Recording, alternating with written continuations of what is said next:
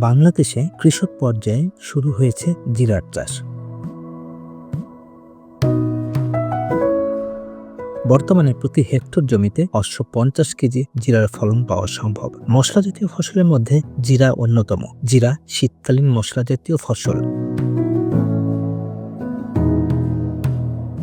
দেশে যে পরিমাণ জিরার চাহিদা রয়েছে তা পুরোটাই আমদানি করতে হতো। বাড়ির পাশে পতিত বালুকাময় জমিতে জিরা চাষ করে আপনিও হতে পারেন কোটিপতি।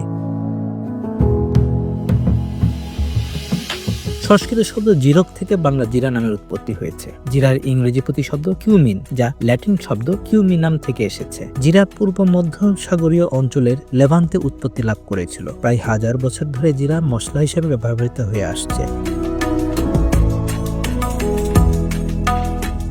সিরিয়ায় প্রত্নতাত্ত্বিক খননে জিরার বীজ পাওয়া যায়। প্রাচীন মিশরীয় সভ্যতায় জিরা মশলা হিসেবে এবং মমিকরণের সংরক্ষক উপাদান হিসেবে ব্যবহার করা হতো। প্রাচীন রোমান সভ্যতাতেও জিরার ব্যাপক ব্যবহার লক্ষ্য করা গেছে। ভারতীয় উপমহাদেশে কয়েক হাজার বছর ধরে রান্নার উপকরণ হিসেবে জিরার ব্যবহার হয়ে আসছে।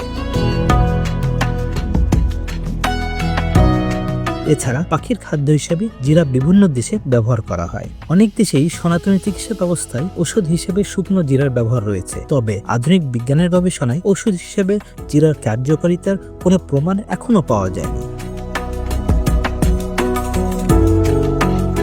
দক্ষিণ ভারতের কয়েকটি রাজ্যে জিরা সেদ্ধ করে জিরার পানি নামে একটি পানীয় তৈরির রেওয়াজ প্রচলিত রয়েছে। জিরা চাষের জন্য উপযুক্ত হলো চরাঞ্চল এলাকার জমি। চরাঞ্চলের মাটিতে বালুর পরিমাণ বেশি হওয়ায় পানি ধরে রাখতে পারে না। জিরা শীতকালীন ফসল হলেও জিরা চাষের জন্য কুয়াশা ক্ষতিকর। জিরার আবাদি জমিতে পানি জমে থাকা যাবে না, এমনকি মাটিও হতে হবে শুকনো। ভেজা মাটিতে জিরা চাষ একদমই হবে না। যেটুকু পানি না দিলেই না, শুধু সেটুকু পানি জমিতে দেয়া যাবে।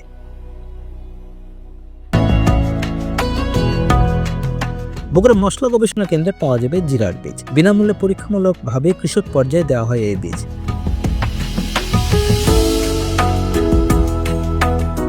বগুড়া জেলার শিবগঞ্জ উপজেলার পাঁচস্থান লাগোয়া এই মশলা গবেষণা কেন্দ্র। এখান থেকে পাবেন এই জিরা বীজ। পরীক্ষামূলকভাবে মশলা গবেষণা কেন্দ্রের নিয়ম এবং নির্দেশনা অনুযায়ী বিনামূল্যে এই বীজ সংগ্রহ করে জিরা চাষের মাধ্যমে আপনিও হতে পারেন কোটিপতি।